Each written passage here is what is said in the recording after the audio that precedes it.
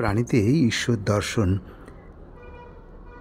বিদ্যা বিনয় সম্পন্নে ব্রাহ্মণে গবী হস্তিনী শুনি চ এইব সপাকেই চ পণ্ডিতা সমদর্শিনঃ।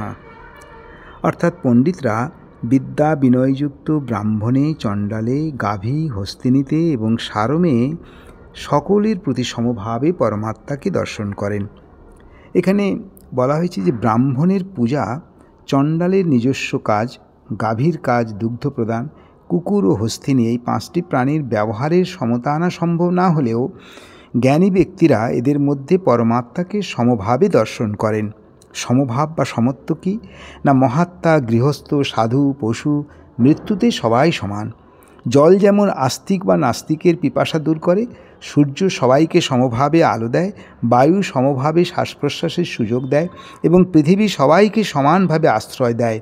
ব্রাহ্মণ, ক্ষত্রিয়, বৈশ্য, শূদ্র ভেদাভেদ ছাড়াই সবার জন্য শ্রম ও সেবা দান করে।